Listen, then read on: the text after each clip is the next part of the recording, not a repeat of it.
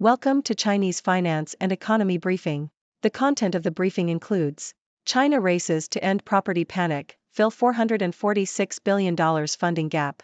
Hong Kong retail rent set to see one of the highest increases in Asia. Falling yields give stocks a boost. China property distress drives up Asian junk bond default rates, Morningstar. Putin bristles as other leaders criticize Russia's aggression in Ukraine. China races to end property panic, fill $446 billion funding gap. Bloomberg. Chinese leaders are urging banks to help stabilize the nation's property market and address the estimated $446 billion funding shortfall needed to complete millions of unfinished apartments. Policymakers are finalizing a list of 50 developers eligible for financial support, including Country Garden and Sino-Ocean Group. The country's top lawmaking body also said banks should increase funding for developers to ensure housing projects get finished. The push is likely to further squeeze profits at China's largest lenders, which have been struggling with shrinking margins and rising bad loans. Hong Kong retail rent set to see one of the highest increases in Asia. South China Morning Post. Hong Kong's retail rents are expected to increase by at least 3% per year over the next 5 years, according to a new report by PGIM Real Estate. The city is second only to Tokyo, which is expected to see rent increases of around 4%. Growth in rents will be supported by a recovery in tourist arrivals and spending, as well as Hong Kong's economy, which is forecast to grow by 2 to 3% per year on average. However, risks such as a slowdown in China's economy and geopolitical tensions could impact the retail industry. Falling yields give stocks a boost. Wall Street Journal.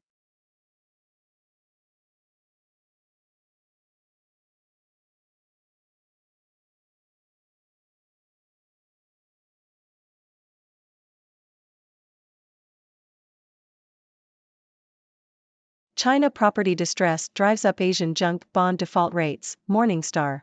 South China Morning Post. Asian bonds with credit ratings near distressed territory have grown as a proportion of the regional high-yield universe due to challenges facing China's property sector. Bonds rated below BBB comprised 4.6% of the high-yield bond universe in September, up from 2.55% a year ago, according to a Morningstar report. China's property sector has seen $114 billion of cumulative defaults since the start of 2021, accounting for 94% of total defaults in Asia over that period, JP Morgan data showed. Putin bristles as other leaders criticize Russia's aggression in Ukraine. New York Times. Russian President Vladimir Putin has accused Western nations of having a double standard in their response to the conflict in Ukraine compared to the conflict between Israel and Hamas. In his first address to officials from the Group of 20, G20, leading economies since the start of the war in Ukraine, Putin called the conflict a tragedy that must be stopped and stated that Russia had never refused to engage in peace negotiations. He also highlighted the plight of civilians in Gaza and accused Ukraine of rejecting peace talks.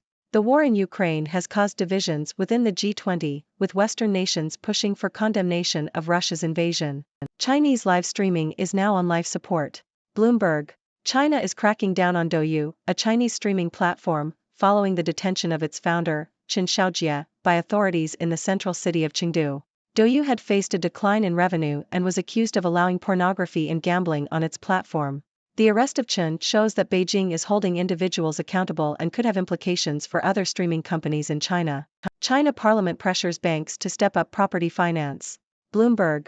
Members of China's top lawmaking body, the Standing Committee of the National People's Congress, have called for China's banks to increase funding for property developers in order to reduce the risk of defaults and ensure completion of housing projects.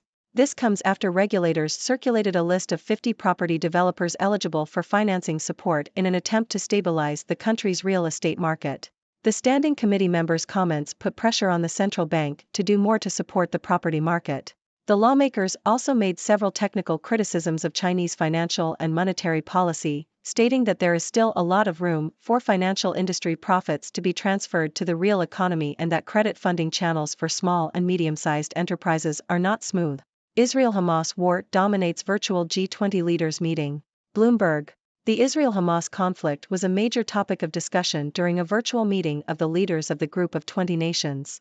India's Prime Minister Narendra Modi, who has moved closer to the US and Israel, expressed concern about the situation and called for the conflict not to spread further.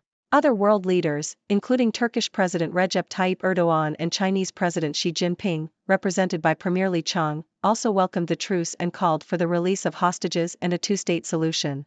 The G20 meeting was hosted by Modi, who used India's presidency to showcase the country's rising global influence. Brazil will take over the G20 chair in 2024 and plans to focus on climate change and economic issues. Evergrande chairman's 2 luxury mansions seized by creditor, local media.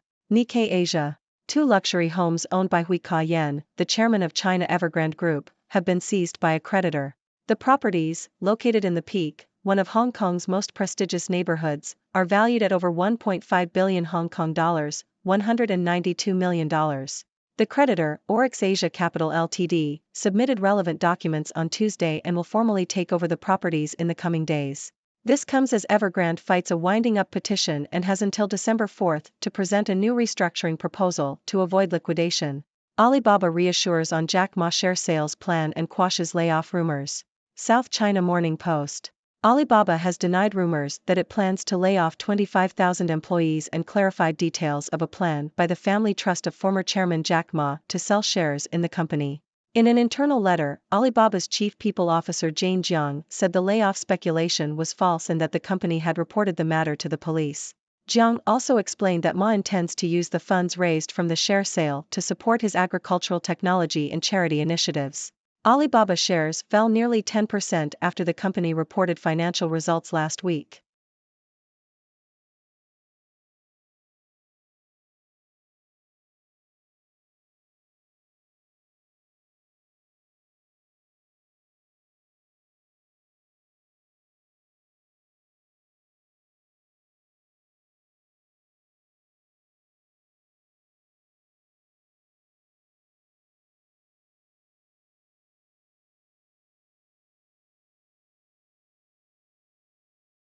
Thank you for tuning in.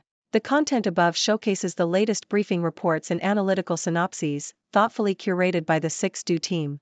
These insights stem from a wide array of reputable media outlets, think tanks, government sources, and specialized experts worldwide.